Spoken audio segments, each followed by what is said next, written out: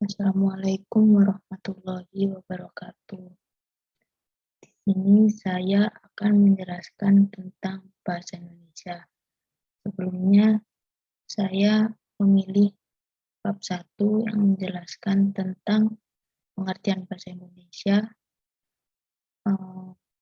kemudian sejarah bahasa Indonesia, fungsi bahasa Indonesia, dan faktor bahasa Indonesia itu sendiri. Sebelumnya, saya akan memperkenalkan diri saya.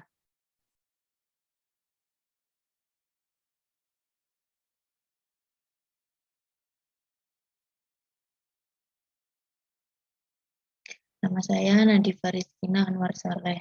NPM saya 180 350 158 dan Fakultas Teknik dari jurusan Teknik Sipil. Saya angkatan 18. Yang pertama, di sini saya akan menjelaskan tentang pengertian bahasa Indonesia. Untuk pengertiannya, bahasa Indonesia adalah bahasa nasional dan resmi di seluruh Indonesia. Bahasa Indonesia merupakan bahasa komunikasi resmi yang diajarkan di sekolah-sekolah dan digunakan untuk disiarkan di media elektronik dan digital sebagai negara dengan tingkat multilingual, terutama trilingual teratas di dunia. Mayoritas orang Indonesia juga mampu bertutur dalam bahasa daerah atau bahasa suku mereka sendiri. Dengan yang paling banyak dituturkan adalah bahasa Jawa dan bahasa Sunda, yang juga memberikan pengaruh besar ke dalam elemen bahasa itu sendiri.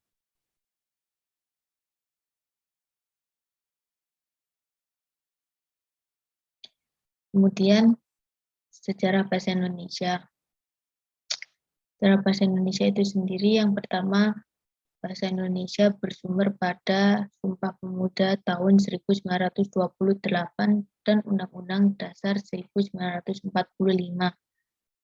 Yang kedua, bahasa Indonesia yang sekarang ini menjadi bahasa nasional berasal dari bahasa Melayu dialek Riau.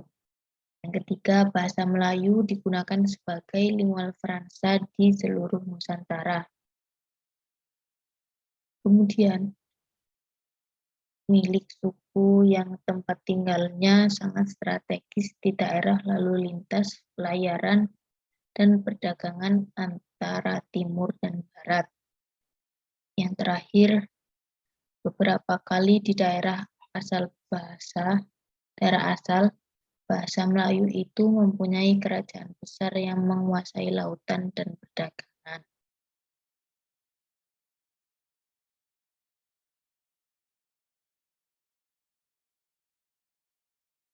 Kemudian, kedudukan bahasa Indonesia.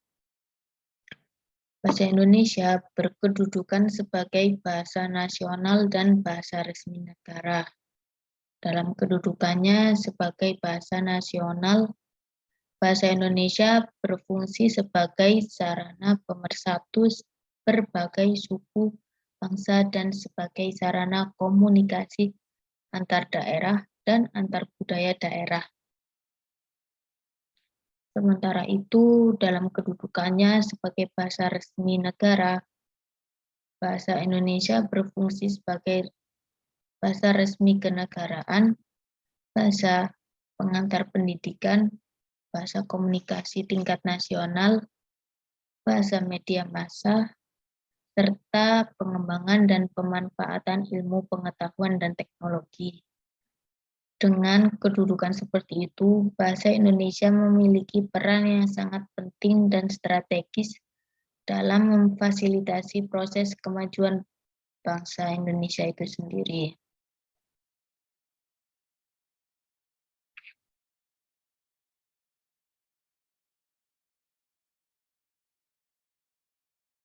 Kemudian, faktor perkembangan bahasa Indonesia.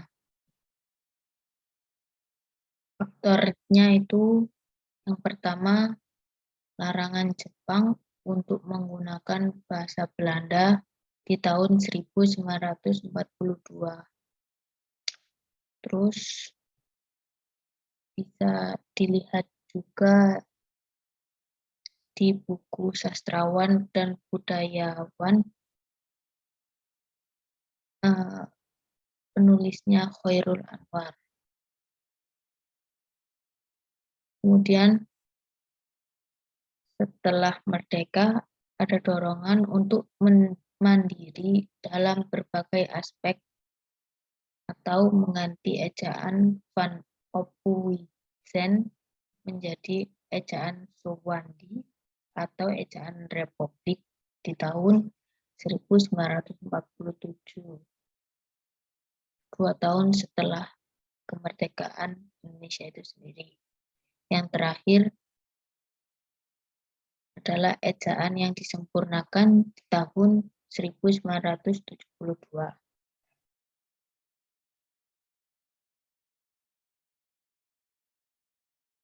Kemudian fungsi bahasa Indonesia. Fungsi bahasa Indonesia itu sendiri adalah sebagai alat pemersatu sangat jelas dan sangat menonjol. Tanpa bahasa Indonesia sebagai bahasa kesatuan dan bahasa persatuan, mungkin persatuan bangsa Indonesia belum seperti yang kita saksikan sekarang ini.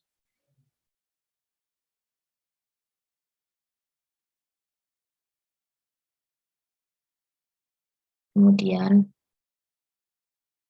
fungsi bahasa Indonesia dalam kehidupan masyarakat. Yang pertama, fungsi sosial. Contoh dari fungsi sosial itu sendiri adalah penghubung antar manusia dalam berinteraksi. Yang kedua, fungsi kultural. Contohnya menunjukkan ciri khas daerah dan digunakan untuk mewariskan kebudayaan. Yang ketiga, fungsi penalaran. Contoh dari fungsi penalaran itu sendiri adalah digunakan sebagai media dalam berpikir dan menyampaikan pemikiran.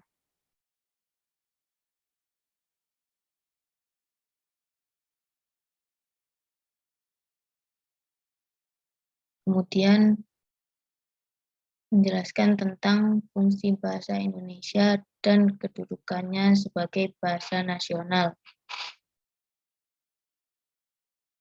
Yang pertama, lambang kebanggaan nasional. Bahasa Indonesia melambangkan nilai-nilai luhur sosial budaya masyarakat Indonesia. Kita sebagai masyarakat Indonesia tidak boleh bersikap inferior ketika berbahasa Indonesia atau berbicara dengan bahasa Indonesia itu sendiri. Nomor 2, alat pemersatu. Maksudnya alat pemersatu adalah adanya bahasa Indonesia mempersatukan keanekaragaman sosial budaya di Indonesia itu sendiri. Dengan adanya bahasa nasional, tidak ada tendensi dan intimidasi suku yang satu kepada suku lainnya.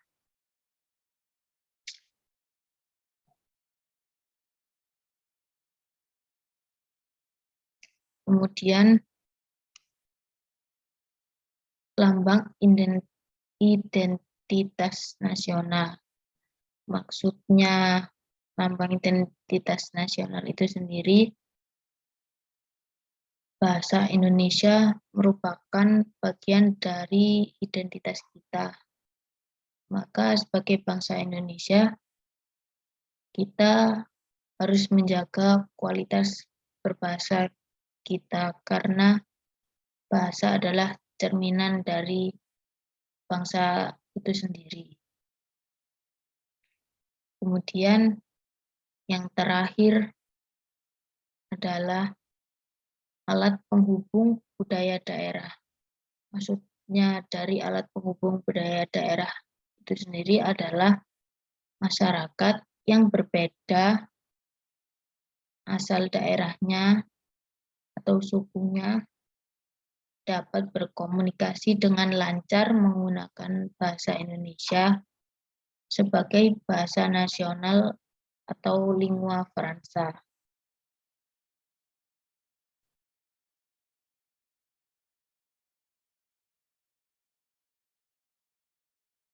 Terima kasih. Sekian dan terima kasih untuk presentasi kali ini. Mohon maaf jika ada salah kata dari saya. Wassalamualaikum warahmatullahi wabarakatuh.